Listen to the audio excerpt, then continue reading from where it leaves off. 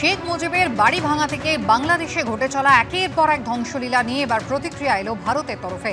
বিদেশ মন্ত্রক এক লিখিত বিবৃতিতে জানিয়েছে, গত 5ই ফেব্রুয়ারি শেখ মুজিবুর রহমানের ঐতিহাসিক বাসস্থান ধ্বংসের খবর বেদনাদায়ক। এই ঐতিহাসিক বাসস্থান অত্যাচারের বিরুদ্ধে নায়কোচিত প্রতিরোধের প্রতীক। যারা স্বাধীনতার আন্দোলনকে মূল্য দেন, বাংলার সত্তাকে গর্বের সঙ্গে বাঁচিয়ে রাখতে চান, তারা এই বাসস্থানের গুরুত্ব বুঝবেন। এই গুন্ডামির কঠোর সমালোচনা হওয়া উচিত। পরিচালক সৃজিত রায়ের সেট অসমাপ্ত অবস্থায় ফেলে রাখাকে কেন্দ্র করে টালিগঞ্জ স্টুডিও পাড়ায় টেকনিশিয়ানদের সঙ্গে পরিচালকদের সংঘাত তুঙ্গে। অসহযোগিতার অভিযোগ তুলেই শুটিং ফ্লোরে না আসার সিদ্ধান্ত নিলেন পরিচালকরা। মুখ্যমন্ত্রীর কথাও মানছে না ফেডারেশন। অভিযোগ, ডিরেক্টর্স অ্যাসোসিয়েশন অফ ইস্টার্ন ইন্ডিয়ার এখনো মুখে কুলুপ ফেডারেশনের। তাই আমরা সবাই সংঘবদ্ধভাবে এই ডিসিশন নিয়েছি যে আমরা কাল থেকে নিজেদেরকে প্রত্যাহার করলাম। ফের টালিগঞ্জে অচলাবস্থা, শুক্রবার থেকে অনির্দিষ্টকালের কর্মবিরতিতে পরিচালকরা। যে 3 জন পরিচালককে ব্ল্যাকলিস্ট করে কাজ বন্ধের নির্দেশ দেওয়া হয়েছে, লিখিতভাবে জানাতে হবে তারা প্রত্যেকে তাদের প্রজেক্ট নির্দ্বিধায় যেন শুরু করতে পারে। লিখিতভাবে জানাতে হবে যে কোনো অবস্থাতে লিখিত বা মৌখিক নির্দেশে কাউকে ব্ল্যাকলিস্ট করা হবে না। কোনো ব্যক্তি বিশেষ নিয়ে সমস্যা থাকলে, কারোকে নিয়ে সমস্যা থাকতেই পারে, তার সংশ্লিষ্ট গিল্ডকে জানাতে হবে।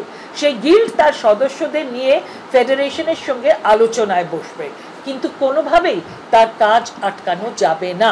এইগুলো হচ্ছে আমাদের শর্ত। ঘটনার সূত্রপাত সোমবার। অভিযোগ, ওই দিন রাতে আগাম কোনো নোটিশ ছাড়াই পরিচালক সৃজিত রায়ের নির্মীয়মান সেটের কাজ বন্ধ করে দেওয়া হয়। পরিচালকদের একাংশের দাবি, টেকনিশিয়ান এবং ফেডারেশনের বিরুদ্ধে কথা বলায় নাকি অসহযোগিতার পথে federation of senior technicians and workers of eastern ইন্ডিয়ার সদস্যরা। সূত্রে খবর, এরপর পরিচালকদের একাংশ বিরোধ সরিয়ে রেখে টেকনিশিয়ানদের বারবার কাজে ফেরার আর্জি জানালেও তাতে সাড়া মেলেনি। ফেডারেশনের মাথায় রয়েছেন তৃণমূলের দাপুটে নেতা স্বরূপ বিশ্বাস। তার সঙ্গে পরিচালকদের সংঘাত নতুন নয়। এর আগে ফেডারেশনের নিয়ম না মেনে শুটিং করার অভিযোগে পরিচালক রাহুল মুখোপাধ্যায়ের সঙ্গে কাজ করবেন না বলে জানান টেকনিশিয়ানরা। মুখ্যমন্ত্রীর হস্তক্ষেপে সেই জট কাটে। একটি কমিটি তৈরি করার কথাও হয়, কিন্তু স্থায়ী সমাধান কোথায়? পরিচালক সৃজিত রায়ের সঙ্গেও ফের একইভাবে অসহযোগিতার পথে হাঁটতে দেখা যায় টেকনিশিয়ানদের একাংশকে। অসমাপ্ত অবস্থাতেই ফেলে রাখা হয় নতুন ধারাবাহিকের সেটের কাজ। অনুরোধ উপরোধে কাজ না হয়, এবার তাই নিজেদের মধ্যে বৈঠক করে শুক্রবার থেকে ফ্লোরে না আসার ঘোষণা করলেন পরিচালকরা। যেহেতু আক্রমণটা সরাসরি আমাদের উপরে এসছে, আমরা বলছি আমরা আমাদেরকে ফ্লোর থেকে সরিয়ে, আমরা আমাদের প্রয়োজনও নেই মনে হচ্ছে, আর দ্বিতীয়ত আমাদের সিকিউরিটিও নেই। যতক্ষণ না এই গ্যারান্টি তারা পাচ্ছেন যে তাদের কাজ আটকানো হবে না, এই গ্যারান্টিটা লিখিত থাকতে হবে। কারণ মুখ্যমন্ত্রীর কথা শোনা হয়নি। যতক্ষণ না অবধি তারা লিখিত গ্যারান্টি পাচ্ছেন যে কাউকে ব্ল্যাক লিস্ট করা যাবে না, মৌখিক নির্দেশ অথবা এতে, এই দাবিগুলো না মেটা অবধি সমস্ত পরিচালকরা সিদ্ধান্ত নিয়েছেন যে কাল থেকে তারা ফ্লোর থেকে নিজেদের সরিয়ে নিচ্ছেন। যদিও পরিচালকদের একাংশের এই অভিযোগের প্রেক্ষিতে এখনও মুখে কুলুপ এঁটেছে federation of senior technicians and workers of eastern India.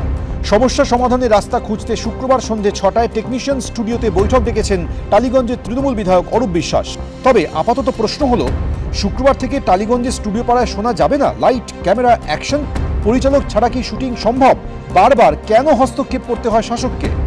স্থায়ী সমাধান কোথায়? অতসী মুখোপাধ্যায়ের রিপোর্ট, এবিপি আনন্দ, কলকাতা।